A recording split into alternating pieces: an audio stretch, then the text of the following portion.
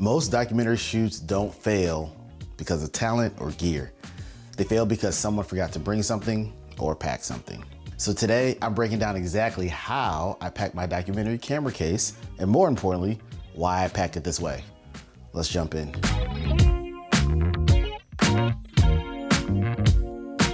If you're new here, I'm Eric D. Seals. I'm a documentary filmmaker and cinematographer, and this channel is all about real world filmmaking. If you remember anything from watching this video, I want you to know this.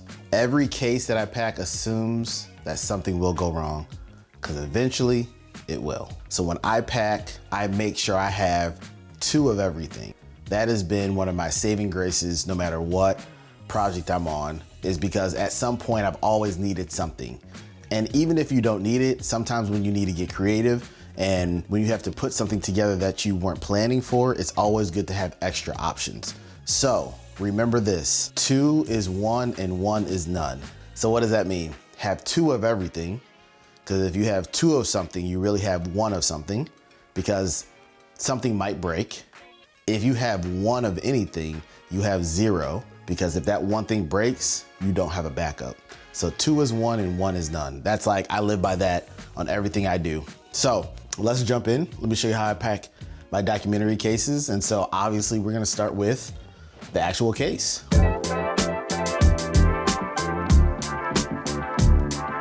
So if you see me on a documentary shoot, this is what I'm gonna show up for the most part. Now, I usually do have a camera, obviously, but I think one of the first important things to note is I don't put my camera in the cases when I'm local. When I'm traveling, it's a whole different video, whole different setup. But for my local setup, I'm coming with these 2 cases because my camera, I usually walk in with it like this. This video isn't about a camera build, but I just filmed with this yesterday, and this is the setup that I usually do. So I usually walk into the shoot with the camera ready to go, just like this. I have another video where I detail how I do my documentary setup for my camera rig, but this one's mostly focusing on cases, so I'm gonna put this to the side. But I think as we look through these cases, it's important to know that this is ready to turn on and start recording right away. I don't need anything from the case, minus the lens because it's inside of the case right now, to get going.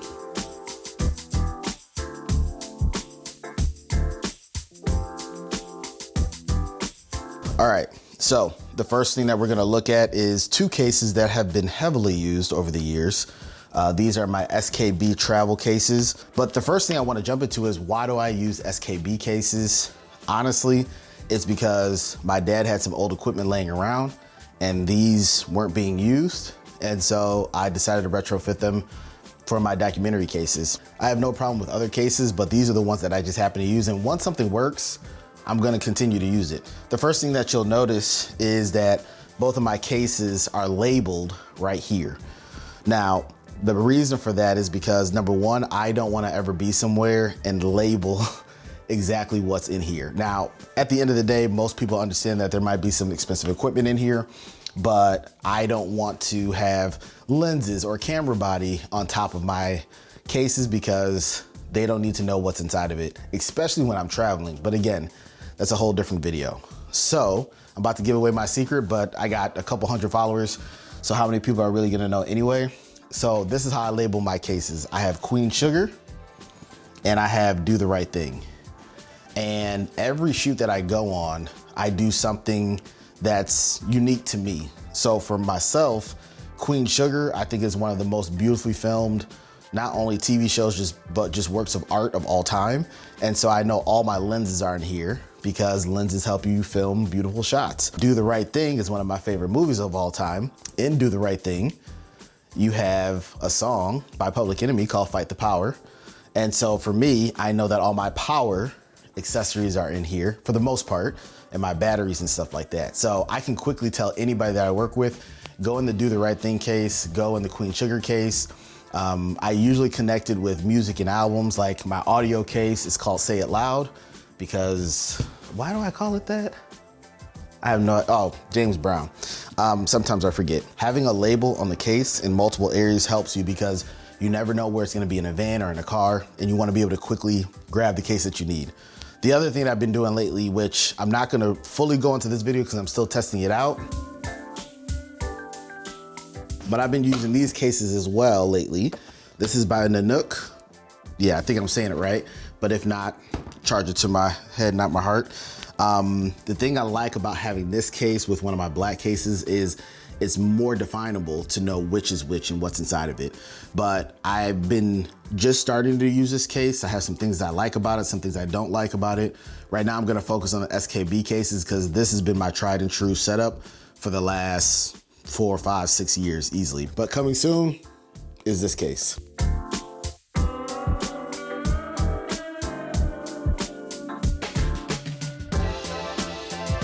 And so sticking with the case, some of the things that I like. Number one, I like a case that I can open quietly. That's very important to me. One of the things about some of the cases of other manufacturers, it has to be loud and everybody knows that you're opening case.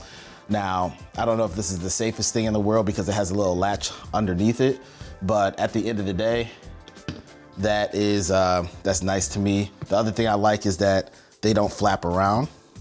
So that's some things that I like about it. I also like this handle, which is very nice. Being able to have a handle on the front and then this handle on the side is a very nice feature when you're lifting it and moving things around. And the nice thing about it also is it'll stay down. It won't keep flapping around. And until you've been on a shoot or a project, you know how important that is. The other thing that I like about this front handle is that you can put 2 hands on it. So if it gets really heavy, it's really nice to be able to have the ability to have 2 hands, and it's just a wider grip. So that's the outside of the case. This is not a review of this case necessarily, but these are just some of the things that I like about it. This right here is my setup, and this is for all my lenses, okay? So again, this is Queen Sugar. And so I know a lot of the items that I need as far as lenses are gonna be in here. So starting at the top, okay? One thing that I like about this case is it has pre-built in with the Think Tank, these different pouches. And so that's very helpful. And then when possible, I don't always do it and they don't always stay stuck, but I like to label different things so that anybody knows where I'm putting stuff. Like when someone wants to help you as far as putting your equipment back, it's nice for them to know exactly where things go. So I put my headphones in here and I have 2 different setups. I have in-ear wired headphones, which is my go-to most of the time. But I also have a Bluetooth transmitter that I use on a regular basis. And this just helps me when I have the Verite filming opportunity and I just don't want the cables, 'cause sometimes I get caught up in the cables and stuff. So it's nice to be able to have a Bluetooth transmitter. I use this from time to time, and it's something that's nice to have. The next thing that I pack is my color chart, which is hands down one of my favorite tools.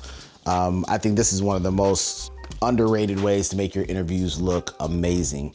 So this is a X-Rite color chart, and I try to use this on definitely every interview, but if I'm in a location and the lighting's just a little goofy, it's always nice to have that. So I have my X-Rite color chart there.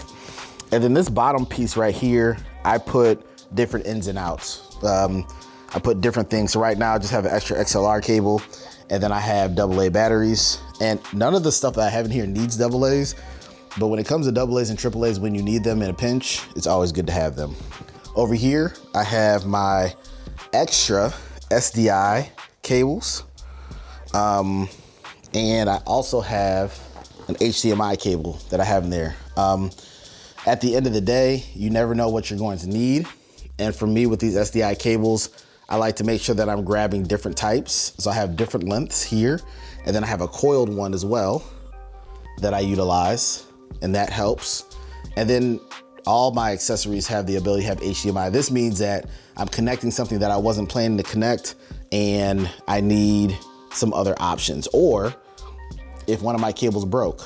The other great thing about this case is it does have the ability to put stuff back here. I don't like to pack it too much because sometimes it bulges out and then it presses on the stuff that I have down here. Right now, I just have a disc that I use to white balance. It's got a gray card on one side and white balance on the other side. So I just have this on me ready to go. Just a little larger source, and it's nice to have. And it's just really easy to throw inside the case. The other thing is with back here, if I have something quick that I need to throw back here that I'm not usually using, I'll put it there. All right, starting at the case, you can mostly see that this is where I hold most of my lenses. And depending on what type of shoot I have, I might modify this slightly. But this is a setup as far as I have no idea what I'm gonna be filming, or there might be a lot of unpredictability. And I know that I can do 90% of what I need to do. So lens-wise, I have the Sony G Master 70-200. I'll have this in here. I'm gonna skip over that one for a second. The other lens that I have in here is the 28-45. This is a great option for me, especially when I'm in a situation where I either have low light or maybe I'm doing some interviews and I wanna make sure that I can have that soft background. And then my everyday Verite lens is probably gonna be my 28-105. It's a 2.8. This replaced my 24-70. I use this on a regular basis. Like I walk into the shoot with this lens already on. Even if it's a day of interviews, I'm probably gonna start with something like this because I'll quickly be able to see, do I wanna be wider than a 35? Do I wanna have a 50? Do I wanna have an 85? So I start with a zoom lens, even when I know I'm gonna put a prime on later. Most of the times in my interview, I'm gonna be on a 50. The 35 would usually be here, but I'm using it right now to film this video. So every once in a while, I'll put my 14-24, and that's more so because I'm gonna be doing some static exterior shots on a tripod, and I wanna show you know, the breadth of an area with some wide shots. Okay, starting in the middle, I have my filters. So I utilize these filters on top of the Sigma lens all the time because they just cut down the sharpness a little bit and it just gives it a look that I'm a big fan of. But these are the Snyder Hollywood Blackmagic. This is a quarter mist. And this is I have 82mm threads, and then I have the 77mm thread as well. So I'll put that in front of the lens that I'm gonna be utilizing the most. And then right here, I have media. So I'll put it in a little case because sometimes I'm handing it to a DIT or I'm handling it myself. And so I'll have the media cards in there, and then along with a card reader so that I can make sure that we're offloading footage at the end of the day. So I just keep it together. It's just really easy to use, and it's nice to just have everything ready to go. So one thing you'll notice right here in the back middle is I have another camera. Remember I said 2 is 1 and 1 is none? Now, this is the A6400, and it's replacing the A7S III, which I'm recording on right now. But I'll have my A7S III here as a backup because you never know what's gonna happen. And being able to have a camera that's in the same ecosystem, Sony, as the other cameras that I'm using is always very helpful. So I'll have this here. I usually never need it. Actually, I can only think of one instance in the last 4 to 5 years where I needed a backup camera. But knowing that if your camera goes down in total, having this option as a backup is going to save you in case something goes down. The other thing that I'm a big fan of when it comes to these cases, and these aren't the only cases that can do it, but from time to time, I'm traveling or I need to put this case into a different case, and it's nice to be able to just pull it out and put this into another case that's really similar to it. So sometimes I'll have several of these, and these packs are just ready to go depending on the different setup that I have. And so that's why it's nice when you have cases that all have the same build. Now, a lot of people will utilize the cases where once you set up your interior, it can't be changed without messing it up or doing it over again. One of the things that's nice about having the Velcro is that I can adjust it for any shoot that I have. But the negative about it is it's not as secure. But for the way that I shoot and the way that I move, it's important that I have flexibility on every shoot that I go on. And so while this is my main setup inside of here, I'll change it from time to time. Okay, now let's look at Do the Right Thing, which is my other case that I showed you earlier. All right, so here's my Do the Right Thing case. And this is where I have most of my battery accessories. All right, starting at the top of the lid again. Here's one thing that I don't think people do enough of. This is one of my son's first toys, and I put it in my case because it's a reminder of why I'm doing what I do. And so I suggest everybody to do something for themselves, whatever that might be. But knowing that the work that I'm doing is supporting my family is very important to me. And so every job that I go on, I borrow one of his toys. And so this is one that I'll hold with me for a long time. He'll be pissed if he found out his toy was in my case. All right, so for this case, it's a little different. So I have antennas in this part right here. This is for my wireless director monitor. And so I have these in here. So I only need two, but I have the other two as additional backup. I have my locks. This is more so when I'm traveling, but sometimes I use it local, so I have it in there as well. And then in here, I just have different tools that I'm using on a regular basis. These are tools that I want quick access to. So my hex wrench, my multi-tool, these are things that I'm using on a regular basis and they're not necessarily in my bags. Then when it comes to this pouch over here, now I have power. These are all the things to power different accessories that I have. The only accessory that I would utilize some of these items for is for my monitor, but I have my different connectivity, my PTAP, my barrel, my not BNC, my 2-pin LEMO, so that I can power my accessories. Like, remember what I said, 2 is 1 and 1 is none. So my camera already has all the cables it needs for the shoot. This is if something goes wrong. Okay, starting in the back, just different things that I might utilize for myself if something breaks, if I need to connect something that I'm not thinking of. But again, my camera already has everything that I need on it. But sometimes the audio person or someone you're working with might need to connect to your camera in a different way. Next, I have actually 2 monitors and one is a phone. So this is my director's monitor. It's the Highland Pyro that I hand to my director, put my V-mount battery on the back, and then I put the antennas and it's ready to go. It's very lightweight, it's easy to use. And then I always have this phone as a backup. This is my cheat code. I bought this at a local store. This is like a $20 phone. It doesn't look like a $20 phone. $20 phone. And if I ever need to give someone our signal, because I'm using the Highland app a lot, then I can hand this to them. And I did that because I was sick of handing people my personal phone. And then, you never know what's gonna come up. But with this, I can hand them this. I'm not afraid of losing it, and I know nothing's gonna come up that I'm worried about. All right, then the middle of the case. So these are just more different connectivity things that I need. I got some 1/4 inches, 3/8. I got some adapters if I'm in a place where they don't have 3-prong. I got this right here, cheese plate. These are just different in and outs that I might need, and I keep them in these pouches because I really don't utilize them that much. If I'm utilizing something in this pouch, it means that it's a real serious situation. So just Noga arm, more stuff like that. And these are just my different accessories that I keep. Again, I'm going to the shoot with the camera already prepped, so I don't utilize that much. Okay. Next, now this is assuming that I'm on a shoot with an audio person that's doing the audio recording. I will bring some backup stuff just in case, some very small stuff. So I have a Zoom F3 recorder. This is more so if there's an event that is happening and you need some way to be able to record on an external recorder. So I've used that from time to time. I also bring this Zoom F2 field recorder, which has had its pluses and minuses in my experience.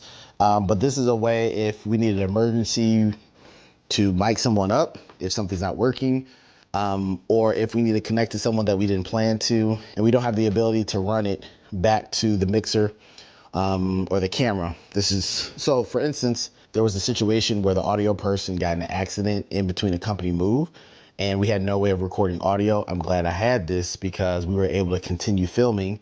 That person ended up being all right. They made it to the later part of the shoot after they got their car towed, but we were able to keep going. And that's my goal, is I always want to make sure that the shoot can always move forward.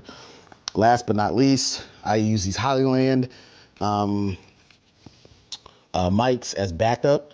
Again, this is only in an emergency situation when I have an audio person. Now, I do use these myself, but if we're in a situation and someone's stuff isn't working, we need to be able to have backup, because remember, the 2 is 1 and 1 is none also applies to other people's equipment as well. So I overpack a little bit because I'm always worried that something's gonna go wrong, because things do go wrong. And then I have a V-mount travel charger that I have with me. That usually means that I'm gonna be on a very long shoot. And then one thing important for me is I have two types of batteries. You'll see my V-mount batteries are here. And then you see that I have a BPU battery. This one's made by Core. Now, the reason I have this is because my cameras both use attachments, third-party accessories to power the camera through V-mount. If that stops working, then I can no longer use my camera. Where in a pinch with this, I have another way to power the camera and we can still continue the shoot. So what happened one time was I was on a shoot out of town and I had two of these, thankfully, but they rented V-mounts from the local rental shop. The batteries did not work, the charger did not work. And it was the weekend and we had to get through 2 days of filming with these two batteries. And so since I had this as an option, we were able to make it through. But that's why it's important to always have secondary ways to do everything because something's going to happen. So thankfully, the director was happy. I had these backup batteries and we were able to keep things going. We eventually got to another rental house and they brought V-mounts and we were good to go. But if I didn't have that, now it was their responsibility to make sure that we got the V-mounts, but you want to make sure that you can be the person that always allows the shoot to keep moving forward. So these are my V-mounts that I'm using on a regular basis. I've had these for a very long time. I think they've done a great job. They're not the fanciest ones. I have some newer ones that I'm still testing out. But one thing that you'll notice on top of all of my batteries is that they're labeled.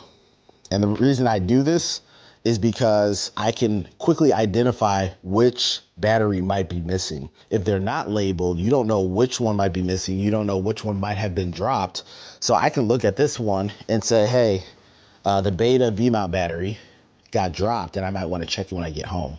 Or this is an older one and it hasn't been holding the charge as much as some other batteries that I have. And so it's great to be able to label each one.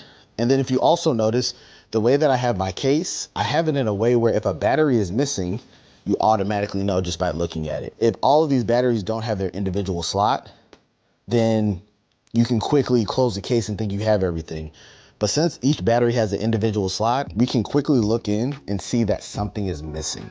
And so that's very important to me because out of all the things that get left on a regular basis is unfortunately sometimes batteries.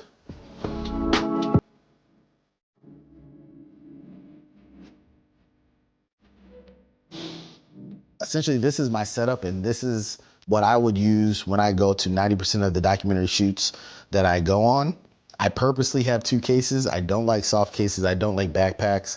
I've used them all before, but at this point, having a hardcore case, even if you look at it, this thing has scratches galore. This has been thrown in the back of trucks. It's been on airplanes. It's been all over the place, but it still works. And I think that's one of the important things. This is how I set up my case. If you have any ways that you think that I can do it better, do me a favor and leave it in the comments below. Also, for those who haven't done it yet, please subscribe and support the channel. I'm gonna be dropping videos like this every week moving forward. Once again, I'm Eric D. Seals, and keep building cases that matter.